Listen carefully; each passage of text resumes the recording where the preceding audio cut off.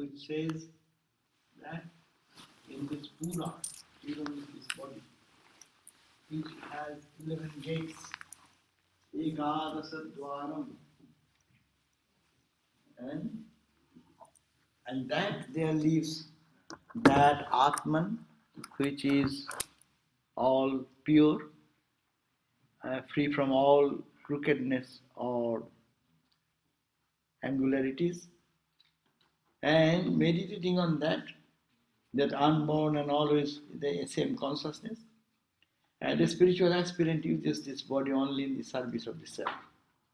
By doing so, realizes the true nature of the self. So knowing this, he goes beyond sorrows and suffering.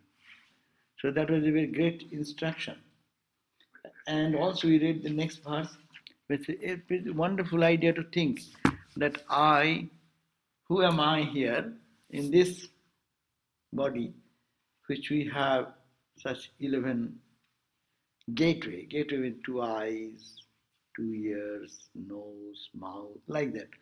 Physical, as if we experience the world through these gates. But who is sitting in this building, in this house of 11 gated house? Who is that person? And that is the Ajasa Avakra Chetasa. That is the reality, which is the simple, straight, absolute consciousness and bliss.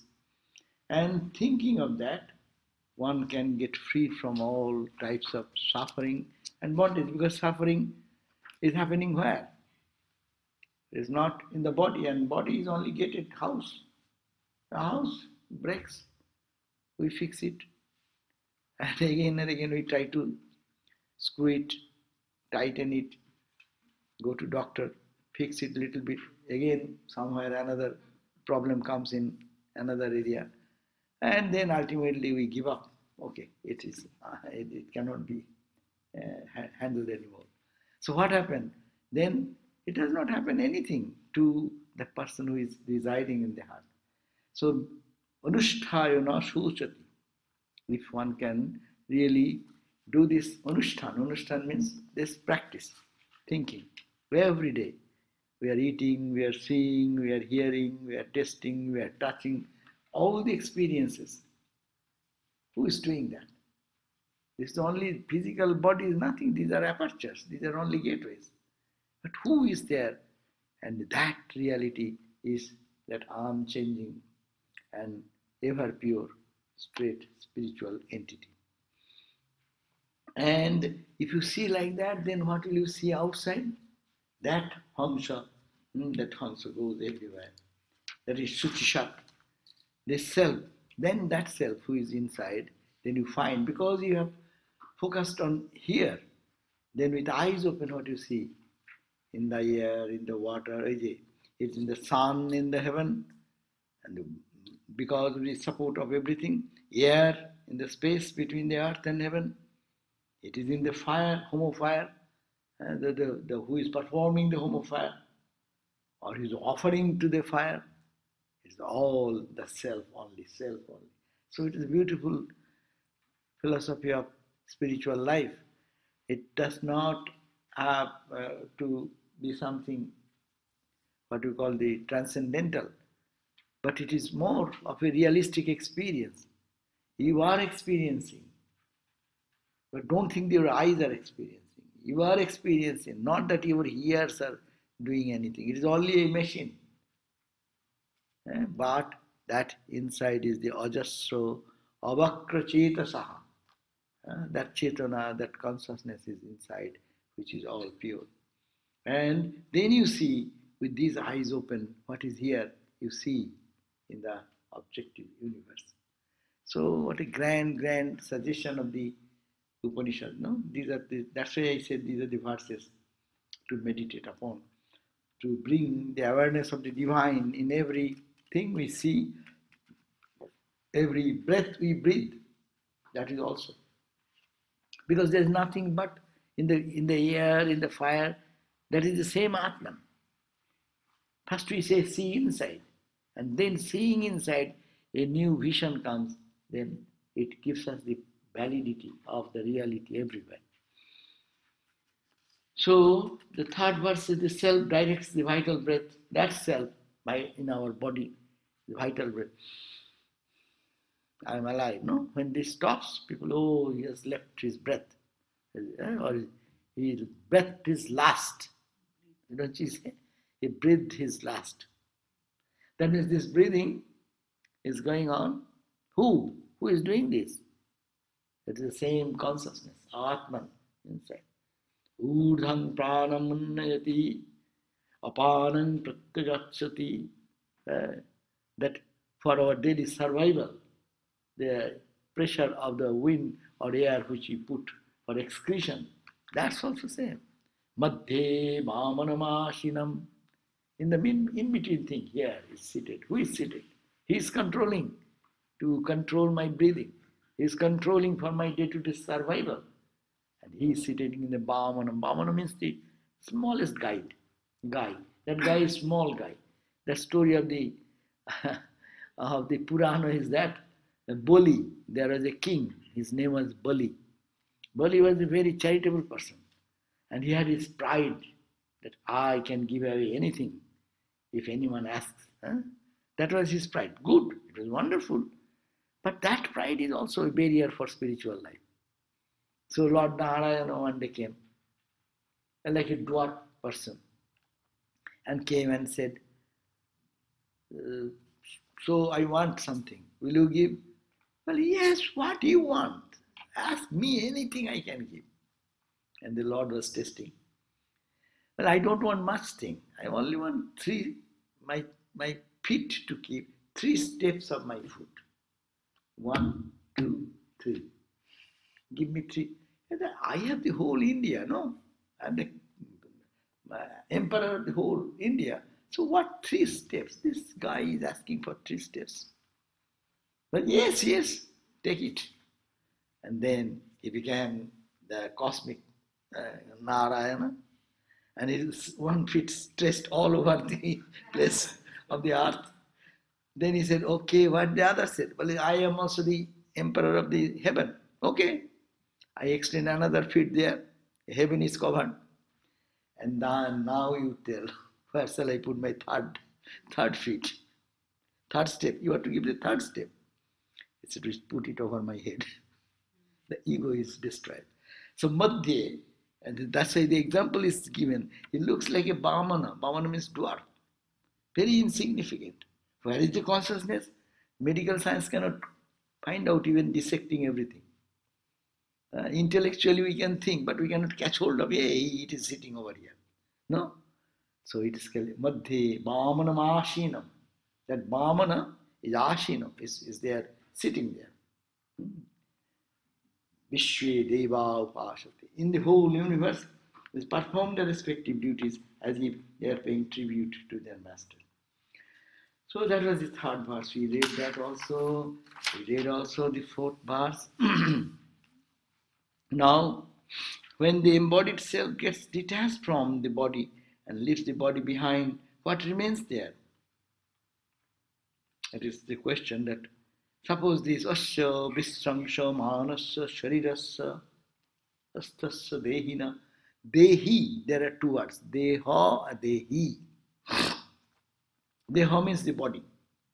Dehi means he who possesses this body. Whose body? Who is the master of the body? So, asya visramshamana, asya means this physical body, when it becomes or decomposed, then visramshamanasya sarirasthasya dehina. This sarira who was staying inside, what happens to him? Dehat vimuchyamanasya. When it gets out of the body, kimatra parishishyate. What remains here? Then that is the greatest response. Etad vaitat. Oh Nachiketa, you asked about that Atman. That Atman only remains, nothing else. This body drops, but the Atman remains. That means we are first trying to understand duality. There is body, inside is the Atman, inside, outside concept. We start with that. But as one moves on to spiritual journey, feels that it is that Brahmana as a very, very insignificant, smaller than the smallest, huh? As if someone is here, some object is here, or some sensation is there, some reality is there. And when this body drops off, then what remains? It is not. That is the thing you are asking for. When this body goes, what remains? See this, all the structures are here. That's why we say this is called the Trump Tower. That is called this. So many towers. No. Now suppose all the towers are just gone. What will remain? Space will remain. Space is not going anywhere. Space was there. Space was covered by the outer wall of something which is called this tower, this temple, this house, all this description. But when that drops off, this physical body is only containing what is something we do not know. We see the outside structure. So when it drops and when it dissolves, what remains? Well, I cannot say what remains. It is that what you asked for. Your question is that after death, is there any truth, reality? What is Atman or Brahman? Is there any such thing? This is the thing that remains there, and that is that. We cannot say, define it. Indefinable reality, because whenever you define, then you limit. Defining means limitation. You cannot define the absolute, then it is no more absolute. When you describe it, that means you are putting boundaries.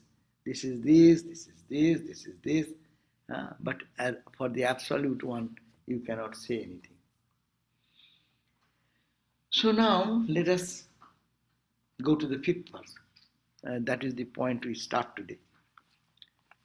Na pranena na panena, na pranena na panena, martyo jivati kaschana, martyo jivati kaschana, itare natu jivanti, itare natu jivanti, jasmin etau upasritau, yasmin etau upasritau. So, na pranena no apanena martya jivati kaschana. Martya means the mortal. We are all mortal beings. Jivati means lives. Is not alive, cannot live alive only on prana and apanena. Prana and apana, these are the five functions of the breath, air. Air, that's why in worship time, they say pranaya swaha, apanaya swaha, samanaya swaha, udanaya swaha, banaya swaha. Means these are the five functions. When you eat any food, you don't eat. Actually, what we eat? We give energy to the prana, apana, samana, udana and bana, these five forces which are working in the body. Prana, that gives the life force. As I said just now, because I am alive, you say, oh, this man has become weak. That means his pranic energy. Nowadays, it has become common language. Oh, his prana is weak. No? In Ayurveda, in other areas, they say his prana, his energy, is low, isn't it? So this prana, which gives the vitality of the strength of the body, is called the prana. Apana function I have said, which helps to excretion and other things, that is the force of the prana, that one part of the prana is called apana. Vyana, who roams all around the body, keeping the body pressure everywhere. The ancient sages have thought of things which is undeniable. It may be they are not, but does not contradict our reason. That's the most important point. So prana, apana, samana, udana. Udana is that when you eat and you have some burping. That's called udana vayu. If it is not there, problem would have been we have been choked. In God's creation, every functionality is very so reasonable function. So udano. And Vyano. Vyano is what I forgot. Anyhow. Samana. Samana. So keep the pressure, etc., etc. So these are the 5 functions of the. So when you eat anything, you don't eat. Actually, who eats? They go to these energy areas. They are substituted with a lack of energy, now substituted by these pranic forces of different energies. So that's why even Brahmin boys in India, when they eat, before eating, they, out of the whole food, they prepare little small quantities and they say, this is for the prana, this is for the apana, this is for the samana, this is for the vyana, this is for the udana. They offer it. Psychologically, they are thinking, I am not eating. I am offering everything to these 5 pranic forces. So, no praneno, no apaneno, matta jivati. Suppose only you give the supply energy of the pranic energy, or you give something to the apana energy, you cannot live by that. But by then, itoreno to jivanti, we live by the supply of other force. And what is the itara means? Not these 2, but something else. What is that? Jasmin, hetu, pasito. Depending on that reality, this prana and apana, they get the energy. So it is the energy behind the energy. It is different from the prana. It is not this breath. It is not the function of the air that can make anyone survive. If the consciousness behind is gone, then your prana apana is in the whole uh, outside universe. The air is functioning all the way. No. But it does not make any person alive, because the pranic air will be still there if a person is dead. Only it does not function like that as working. But what is that force which helps this energy to function? That is the Brahman, that is the Atman, that is Onochikta, what you have asked for. That is your question. See how this Vedanta is so wonderful. It is bringing God to our very perception. You are breathing, just you can feel what is the energy behind this breathing. That is that Atman. What is the functionality of all the air in my body? Because of survival these are very basic things. Without that you cannot survive. But the prana only does not supply you the energy. They cannot. They are supported. That's why Jasmin upasrito. It is resting, this energy and other things are resting on something else. And that something is the question, oh Nachiketa, you asked me. That means bring God into your very perception. Wonderful idea, no? That's why this Upanishad is to be meditated upon. It is not for reading. Reading, it can be finished within 2 minutes. But to absorption and understanding is the question. And that absorption is so real that you are breathing every time. Think, only the breath is making you alive. So when people goes to coma, no? Life support, they give the oxygen to have the function of the prana. No? Does it make anyone back? Many times they fail. Because the consciousness which is supporting them, if that consciousness is little dislodged, meaning not that it is not there. It is like Wi-Fi, I give the example. Wi-Fi connection is there. Your computer is there. Does not mean the computer will work. You need only one thing to connect. The password you need. So when that password is not connected, then what happens? Does not mean the Wi-Fi is not here. It is here.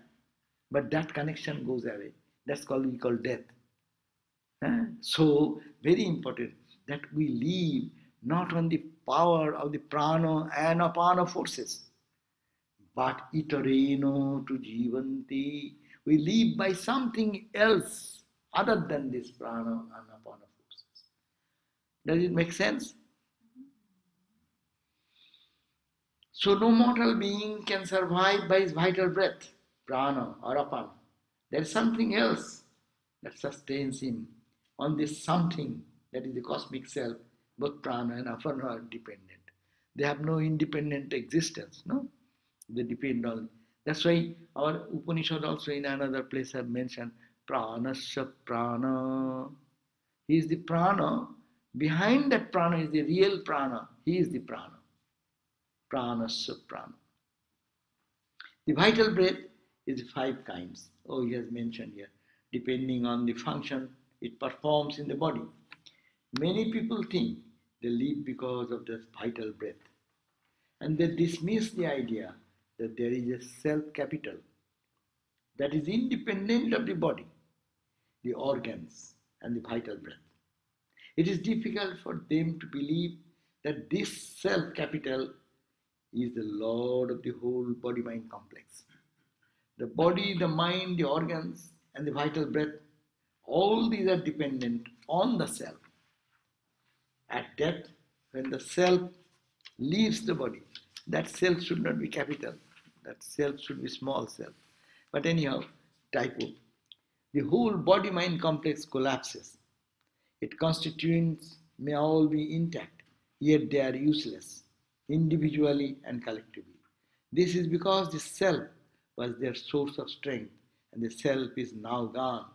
They had so long functioned as if they were serving their master, the self. But just to emphasize the idea that by whose power this body functions. I have a question about prana. Mm. Now, I can definitely understand that prana is essential for making non-living matter alive. Like there is non-living matter around it and suddenly becomes alive. And something like prana might be essential for that. But for all these bodily functions, we have already discovered through science a lot of details about the nervous system and how all the bodily functions are working, and a lot of it is explicable at physical matter level itself. And what is the need of going to the level of prana to explain bodily functions? Okay, ask them. Your nervous system is helping your hand to go up. Ask them how the nervous system gets the energy. Where did it get from? Your neurons are functioning. How the neurons are functioning there? What is the energy behind it? Prana gives the supply of energy to all. Yeah. What I was trying to say is that yes, prana is essential to make non-living matter alive. The movement. Once the matter is alive, then there is all this movement of the of living matter. Prana need not be involved in that because this movement can happen just through physical energy. Where is the physical energy coming from? That's the point. Whenever you put that question, where is the physical energy coming from? And that's why this actually does not exist because it's all consciousness. No, if you go ultimately, but even if you talk step by step, you will have to go by step. If you say my physical energy, my hand is functioning, okay, I say it is functioning. How it is functioning? You see, that's why in the Upanishad they had given the example that a student went to a teacher and he wants to know how prana is the force. Then you ask the prana, how prana is the force? Then the teacher told, okay, you go and fast for some days. And after fasting for so many days, when the boy came back to the teacher, now he said, hey, now chant the Vedas. His memory is failing. No. The energy supply comes from the physical thing, no? But physical energy is already there, it is not functioning because there is no supply of the physical energy. But now you got the physical energy. Is that sufficient? Or some energy is supporting that? It is a question of who supports whom. Go back. You will have to stop at one point. Physical energy cannot do everything. Potentially everywhere energy.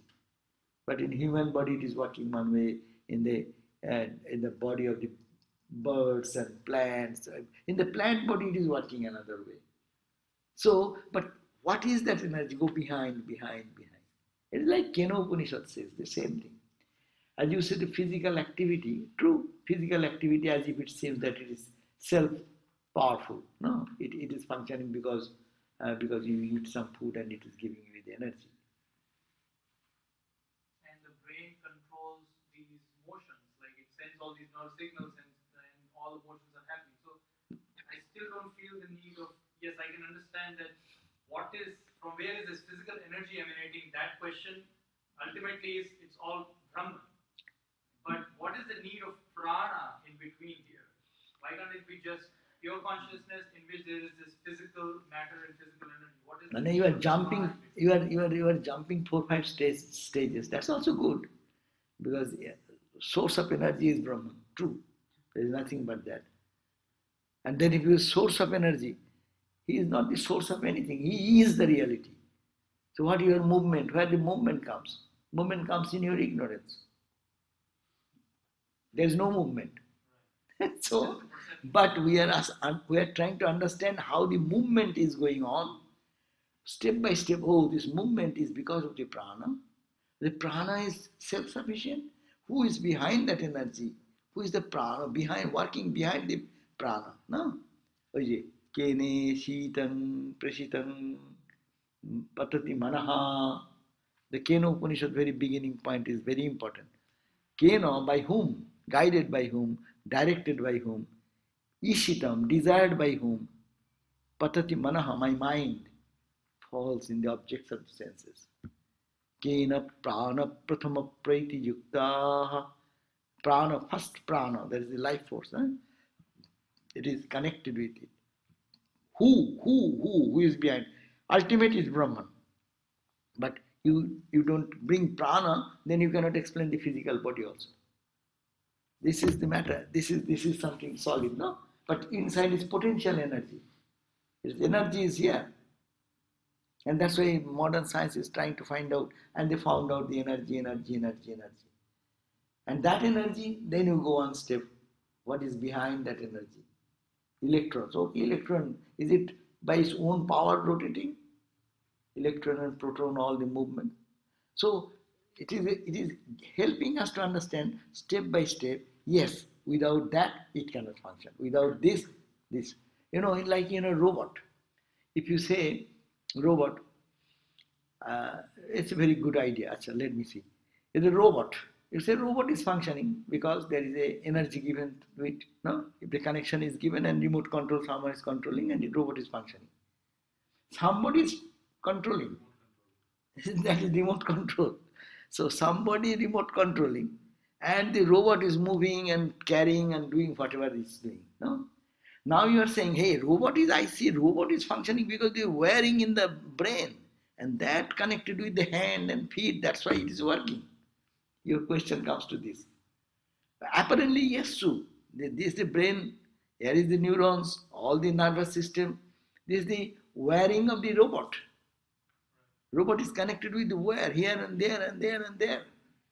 But that is connected with somewhere. A remote power is given or battery, I do not know how they work.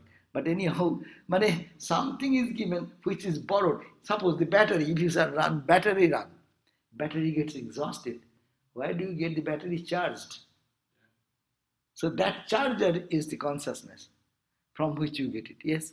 So here it seems like anyway the reference to prana and those are just secondary details.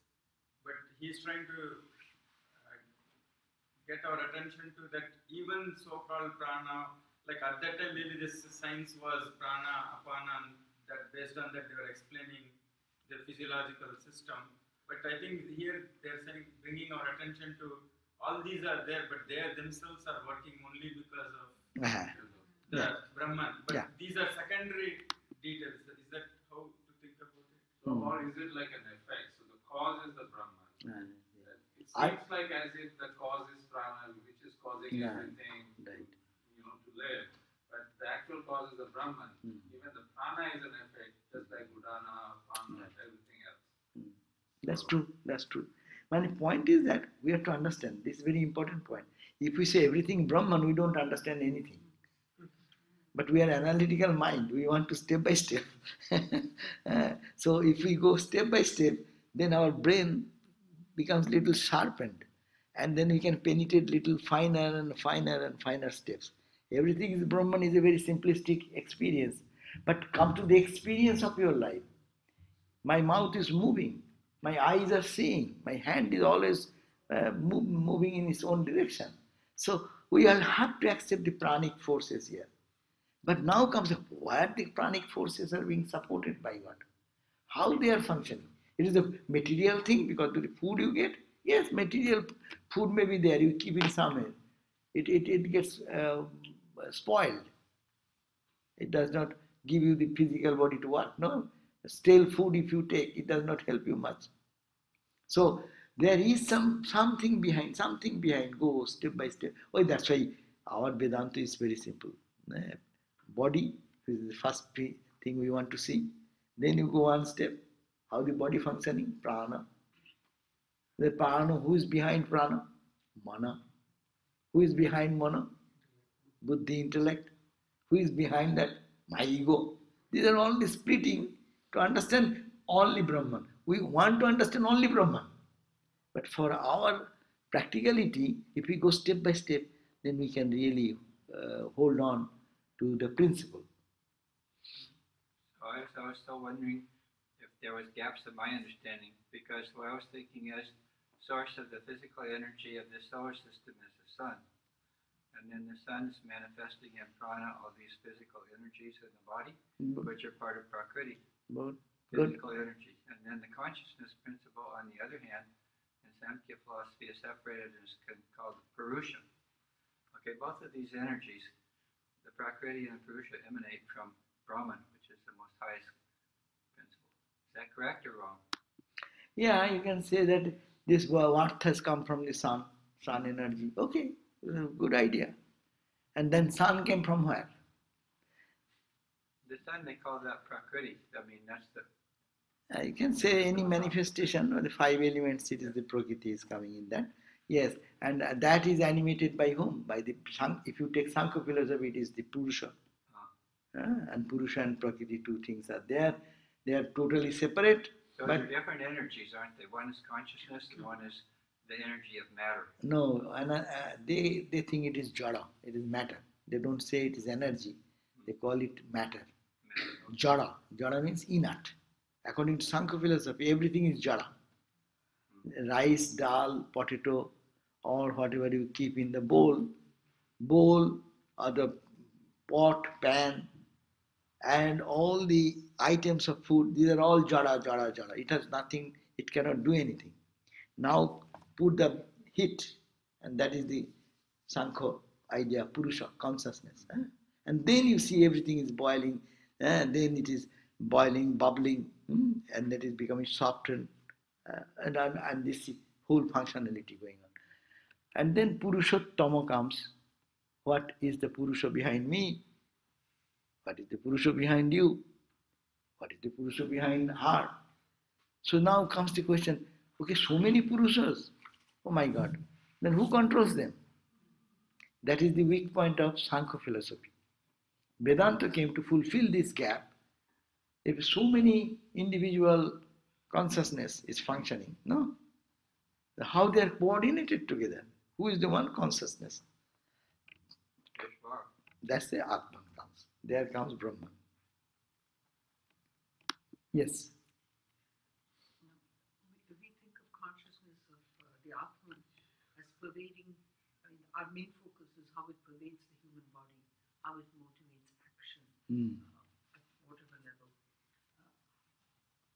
But actually, our focus is this. But we forget that consciousness is everywhere.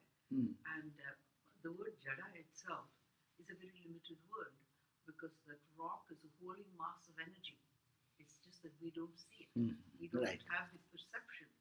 But consciousness is just as alive and kicking in it as in other things, as in the single-celled creatures, animals, birds, and so on.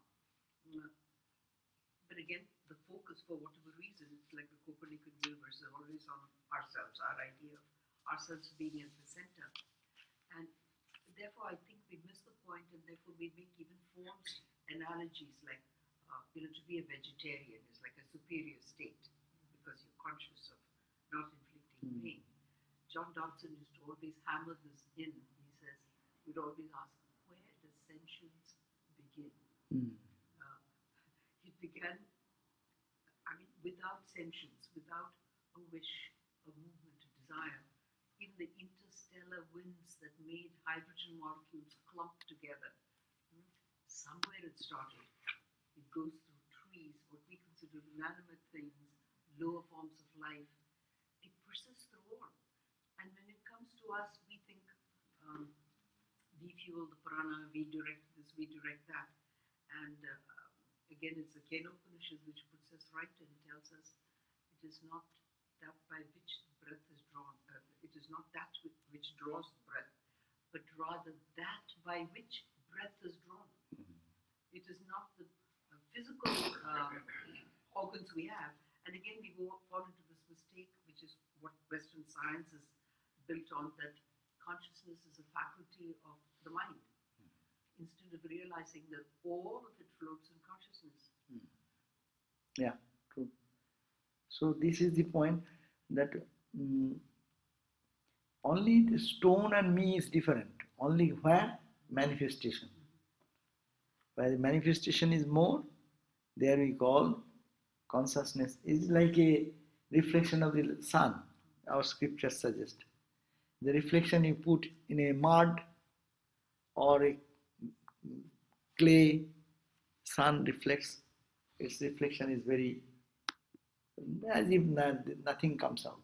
And then you polish the surface, and as you polish the surface, your reflective force is appearing more, shining. And when it comes to a mirror, then you see it is brighter, and it is the brightest. So this is the way we call humans are greater and they are lower. But the same energy, same thing is falling everywhere. Only manifestation of prana, mana, buddhi, or ego. If they are more and more refined, then you call it higher. But it is equally true. It is, everywhere is the same reality. That is the Brahman concept of Brahman in Vedanta. And that is also true, because those who experience, they see that. We are also already abja, goja, that anything comes out in the water, that is in the coming out of the earth, water, everything is same. That is the experience. In Ayurveda, it's like you plug in the robot to charge the battery, right? So for us as human beings to plug in, we feed our bodies prana with good wholesome foods and exercise. We feed our minds prana with scripture and lectures and chanting and being in holy company. And we feed the prana of the soul, or the Atman, through meditation. So that's just plugging in and allowing that divine energy to, being aware of the connection with the divine energy. Yeah, that is the point, yeah. That energy is all everywhere the same. Okay, so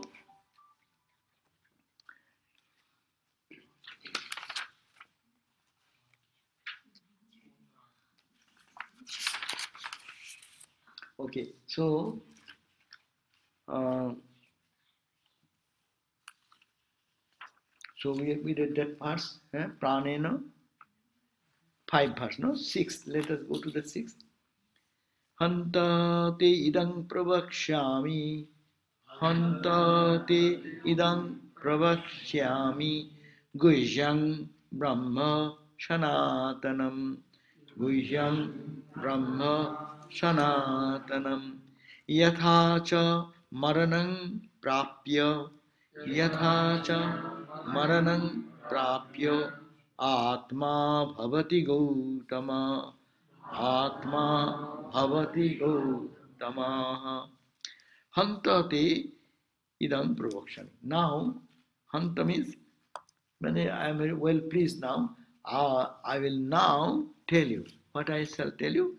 te pravakshami, I will tell you.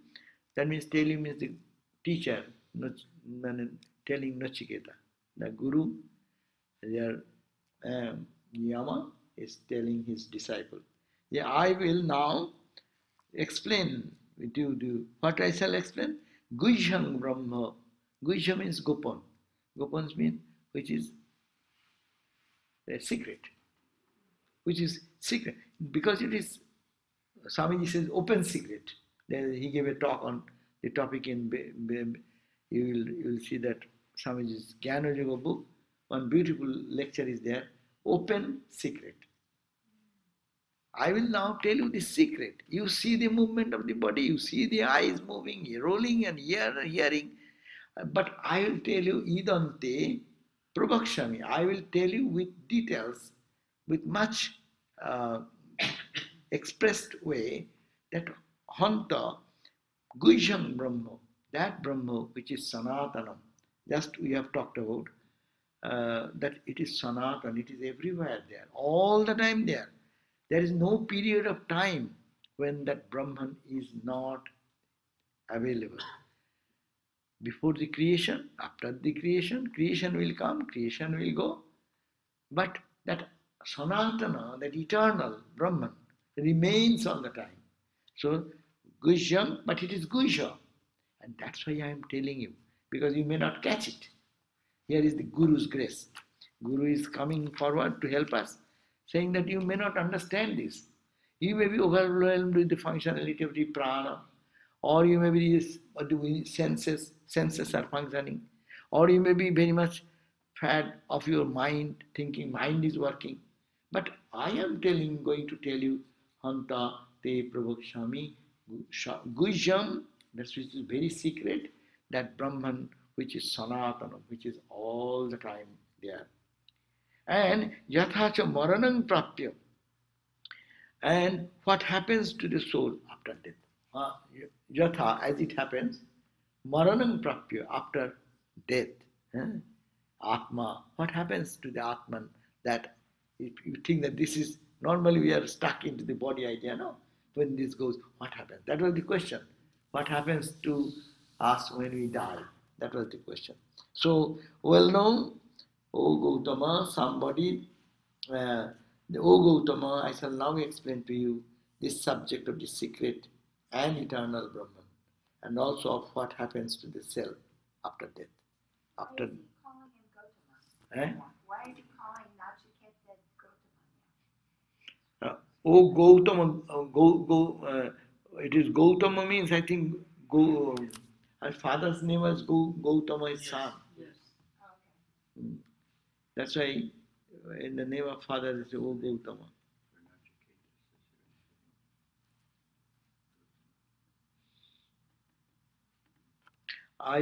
So it says that Jama, the death is now going to explain Nachiketa two things. First, the nature of Brahman and how Brahman can be attained.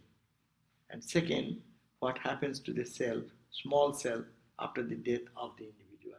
So 2 points. The first is that Guhyam Brahma Sanatana, I will tell you that Brahma Sanatan, eternal Brahman, which is all the time there.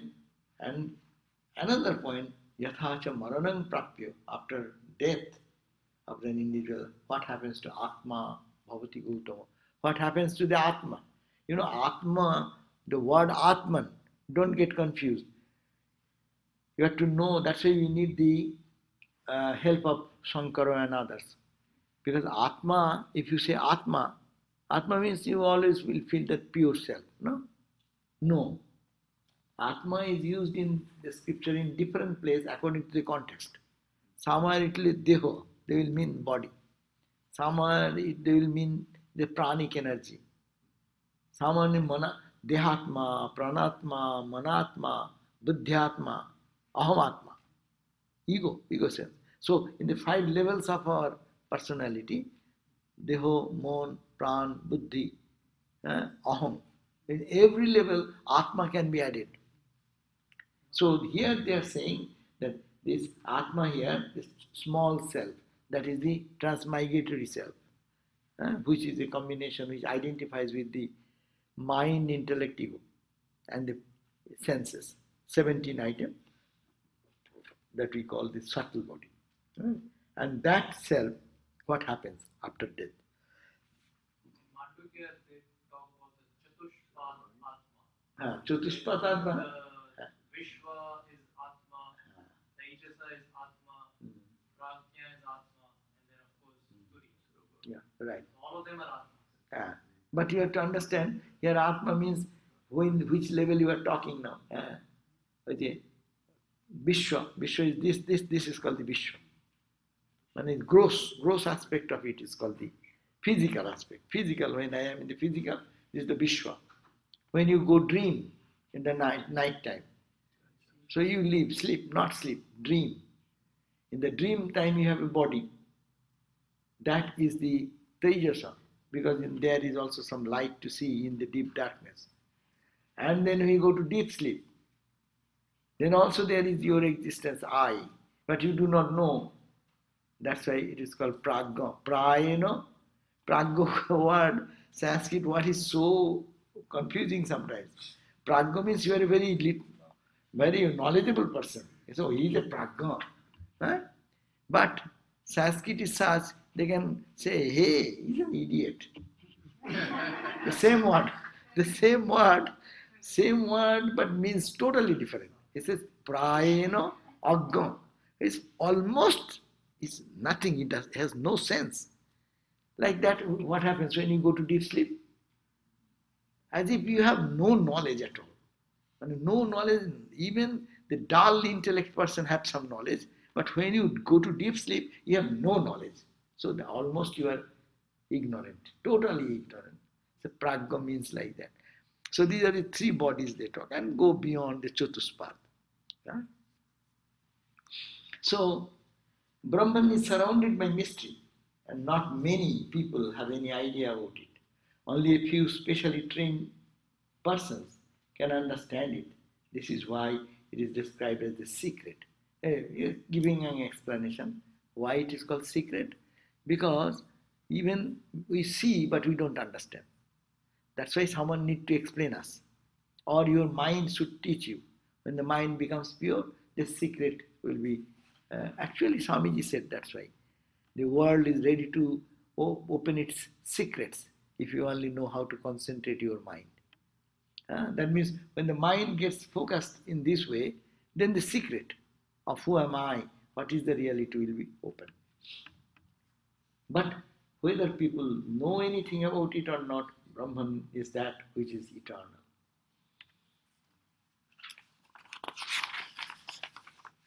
So this book of Chinmayananda Swami, it says, all that Lord of Death has so far said seems to be an introduction to enter into subject, proper subject, what happens to the soul after death. That was the question, third question.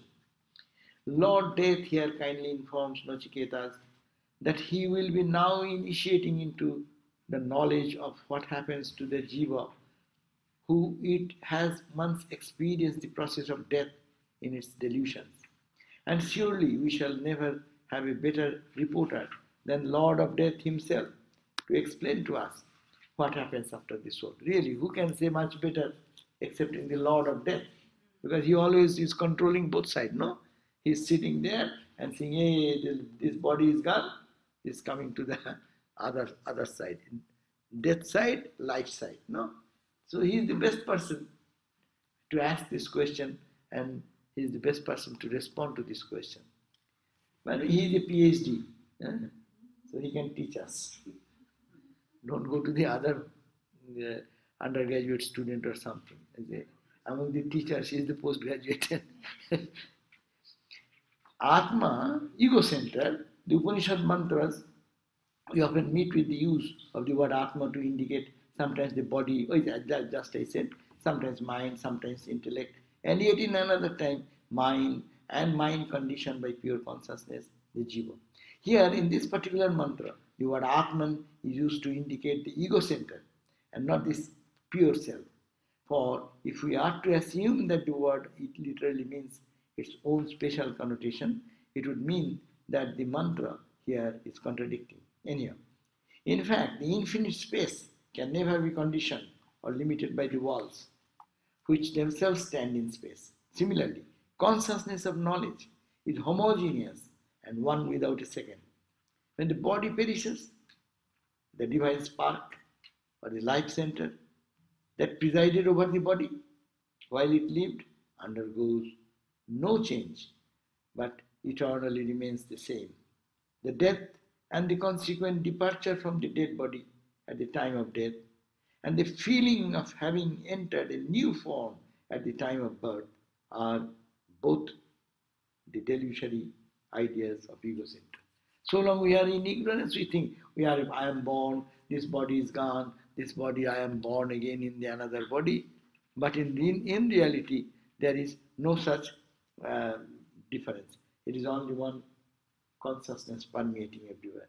The Supreme Self, capital, reflected in the mind and intellect is, we have already seen, called the Jiva. This ego idea leaves us its idea of I-ness and myness with the dead body. Only that happens. I was identified with this body, and my identification of this body, only I disown. But it is difficult. That's why in Indian system, they burn the body as quickly as possible. You know, in this country, because of our system, it may take 10 days, 20 days, 30 days, because they can preserve the body in some way. Two reasons. In India, there is nowhere not such uh, practical storage area. That's why the body will get defiled, so better to burn it so quickly. Another thing also, that this body will decompose. So the the the departed who has left this body, it's said that we live in this body so many years now. We have grown some fascination for this. Even even the body is not cooperating. It is giving too much pain and this, but still ask somebody, do you want to give up the body? Oh, no, I want to live more. And doctors are also will not allow you to live. They will, they will put more medicine, more thing, more life support and this and last breath. Yes, that is their duty. But this body who departs, how he can detach from this body? I use this shirt. I am so fascinated with this shirt. I cannot give up. No, this is our human nature. So this body is, I am fascinated with it. So when the body, even body does not function, our attachment remains. But when at death, when the body, as I said, in the Indian system, when they burn the body, you have nothing to attach anymore. That has turned into ashes. So the departed cannot have any attachment to this old garment. That's why he can move forward. That's why it is said to expedite the growth journey of the departed. So better to finish the body quickly because it helps him. Otherwise, he will be roaming around. That was my body. I liked it so many years. It gave me so much good service. So attachment, to question of detachment comes then. The ego idea leaves its own I-ness and myness with the dead body. Each ego center comes to develop its sense of ownership and possession with any other body form. Thus, when the Lord Death says that he will explain what happens to the Atman after death, he certainly means to explain to us that what happens to the Jiva with all its vanities of I-ness and attachment of myness, when it leaves one body to perish and enters the womb to take up another birth.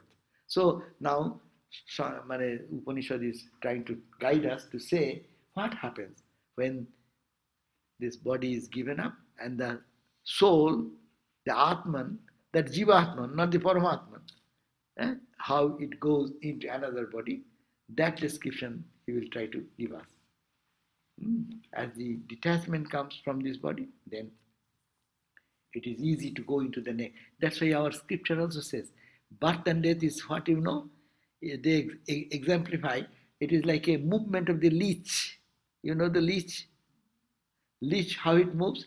It holds here in this body, and he wants to move. You see that it moves his front face here and here and here and here and touches one point. I have seen it. In Mayavati, if you go, so many leeches are there. You will be totally bleeding because they enter into your feet anyway this way. So when they do, they catch one point and then they lift their backside and put it here.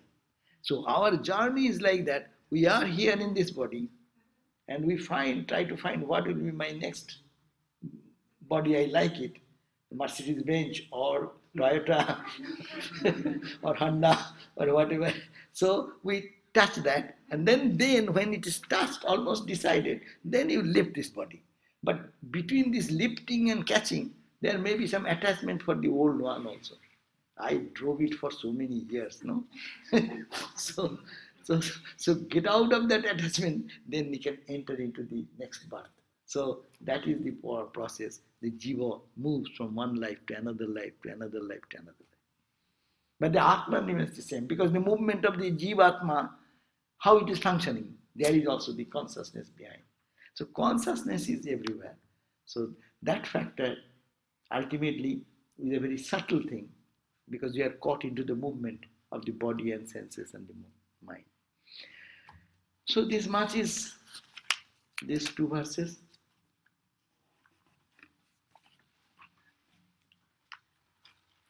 Anything? Anything we need to talk?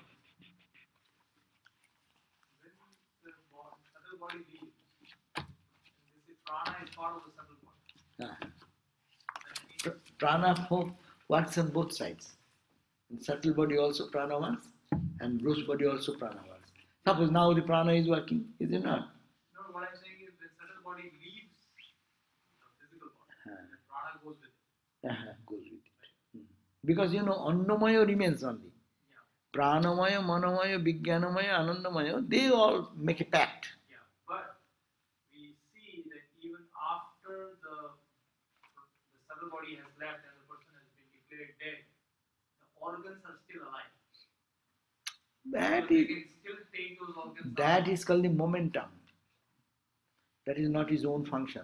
No, but they can keep those organs alive for I understand, but that is functioning because of the momentum. Your car was in the speed 80 miles speed, 70 miles speed. Suppose the axle has broken and the wheel is out. It is not moving in its own energy anymore. But because of the momentum it is going. And you catch that, and with temporary methodology, with the prana, you keep it alive for some time. But what I'm trying to say is that yes, momentum is understandable, and yes, it might stay alive for a few more hours or something.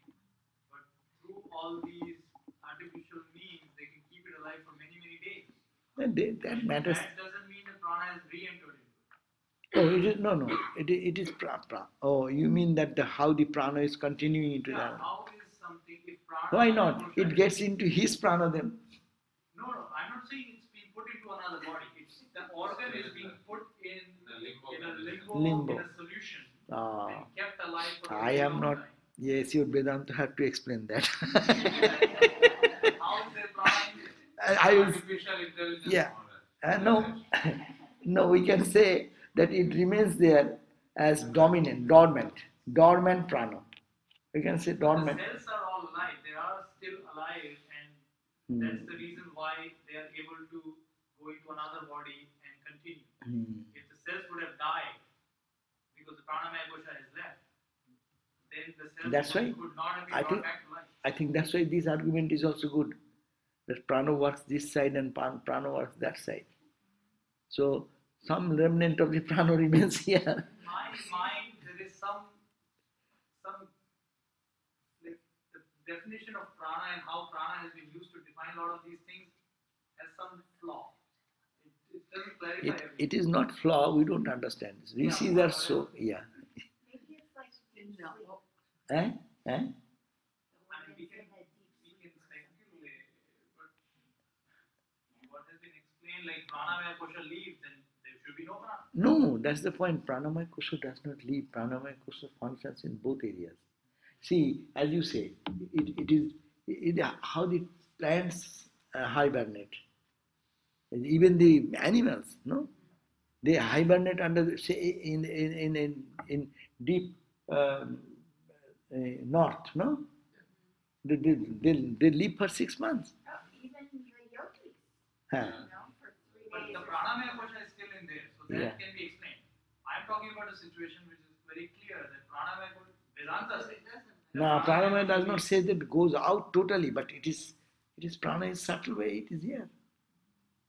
They are not saying all the prana has gone out and it has become vacuum. They didn't say like that. Yes. So it's I mean, just this whole basically field of trying to organ explain transplant, And just one thing. Huh. this whole field of organ transplant, Huh. transplant, this question would arise. Right. And I guess one has to find an answer to it because the heart or the pancreas or the liver that's transplanted from one person to another lives in the other person. Right. Not always, because sometimes it fails to take. But if they manage to go across that barrier, across that membrane, and it is not rejected, it's as if that organ now latches itself onto the prana in the new host. And that is okay, but he is Yeah. saying how in this limbo stage, in Right. between. But so also, before they put it into a host body, that organ is brought in a refrigerated container. Okay, so it's got that. It lives in a limbo, as it were, and it keeps functioning because it's nurtured so to function. Obviously, if we cut a heart out and put it in a bag and took it somewhere, it won't be beating at the other end.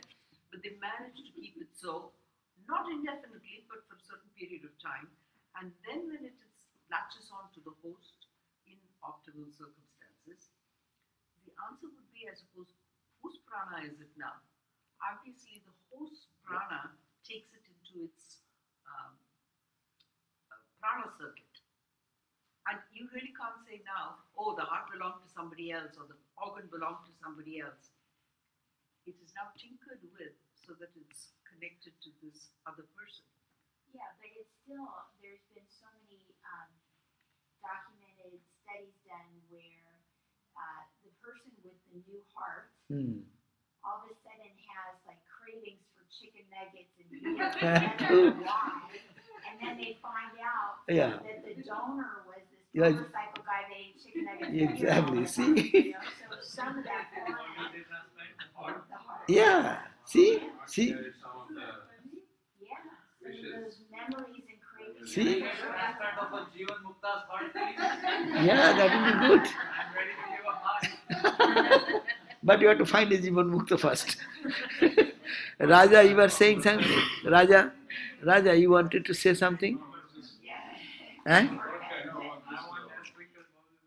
Eh? no, just that maybe he's just trying to explain the subtle process of this prana, that it can travel subtly, and it is from its physical,